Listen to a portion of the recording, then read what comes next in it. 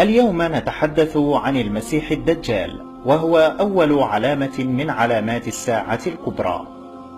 رجل شاب جسيم هجان أحمر البشرة شديد جعودة شعر الرأس، كأن رأسه وشعره غصن شجرة. رأسه تشبه رأس أفعى الأصلة، أجل الجبهة، عريض النحر.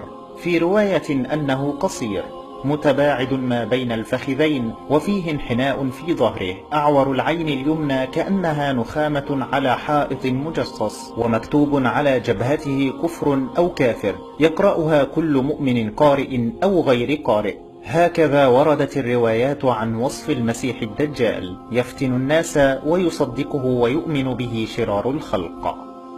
ويعد خروج الدجال أعظم فتنة على وجه الأرض، لم يعرف الناس فتنة بعظمتها، ولذلك أوصى النبي صلى الله عليه وسلم المسلمين في دعائهم عند الشهادة في الصلاة، أوصاهم بالاستعاذة من فتنته. فعن أبي هريرة رضي الله عنه قال: قال رسول الله صلى الله عليه وسلم: إذا تشهد أحدكم فليستعذ بالله من 4، وذكر من بينهم فتنة المسيح الدجال.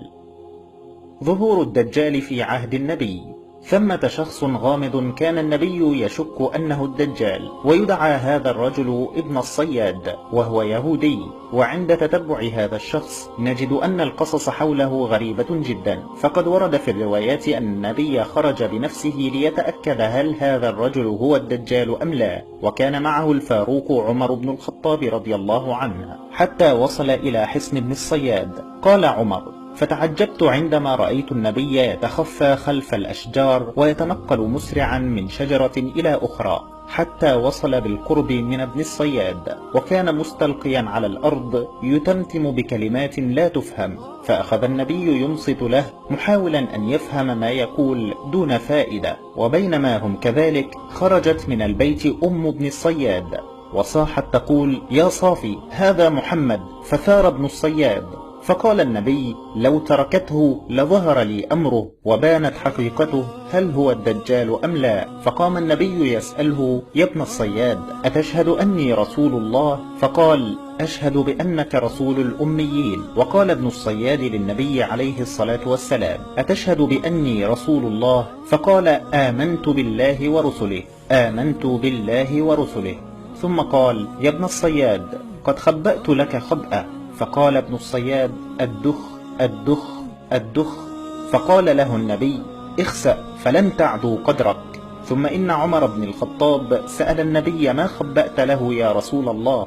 فقال: خبأت له كلمة الدخان. وعرف ابن الصياد نصفها، فقال عمر: يا رسول الله، دعني أقطع عنقه. فقال: دعه يا عمر، فإذا كان هو الدجال فلن تسلط عليه، وإذا لم يكن هو فلا خير لك في قتله. ثم تتابعت القصص والروايات عن ابن الصياد مع صحابة رسول الله صلى الله عليه وسلم بعد وفاة النبي، والكثير منهم على يقين أنه هو الدجال، على ما يفهم من القصص التي رويت عنه أو بينه وبين الصحابة. أما عن مكان ظهوره ومدته، فلا يظهر الدجال إلا بعد فتح المسلمين لمدينة الروم المسماة بقسطنطينة، فبعدها كما يذكر الإمام ابن كثير يؤذن له في الخروج في آخر الزمان، فيكون بدء ظهوره من أصفهان، من حارة منها يقال لها اليهودية، وينصره من أهلها 70,000 يهودي عليهم الأسلحة والتيجان، وكذلك ينصره 70,000 من التتار وخلق من أهل خراسان. يظهر الدجال أولا في صورة رجل صالح، ثم في صورة ملك من الملوك الجبابرة، ثم يدعي النبوة، ثم يدعي الربوبية. وفي روايات أنه يظهر من قبل المشرق، وتحديدا في مكان بين الشام والعراق، فيخرج ويعيث فسادا في الأرض يمينا ويسارا، فيتبعه على ذلك الجهلة من بني آدم، والطغام من الرعاع والعوام، إضافة إلى المنافقين من المسلمين الذين يقول عنهم رسول الله: ينشأ نشأ يقرؤون القرآن لا يجاوز تراقيهم، كلما خرج قرن قطع، حتى يخرج في عراضهم الدجال، يأخذ البلاد بلدا بلدا، وحصنا حصنا، وإقليما إقليما، وكورة كورة، ولا يبقى بلد من البلاد إلا وطئه بخيله ورجله إلا مكة والمدينة. ثم يهرب الناس منه إلى الجبال، كما جاء في الحديث عن مسلم: لا يفرن الناس من الدجال في الجبال. قالت أم شريك: يا رسول الله، فأين العرب يومئذ؟ قال: هم قليل. ويسير الدجال بجيوشه قادما من الشرق قاصدا غزو المدينة المنورة، ويلتف حولها فيصعد جبل أحد فينظر إلى المدينة فيقول لأصحابه وأتباعه: ألا ترون هذا القصر الأبيض؟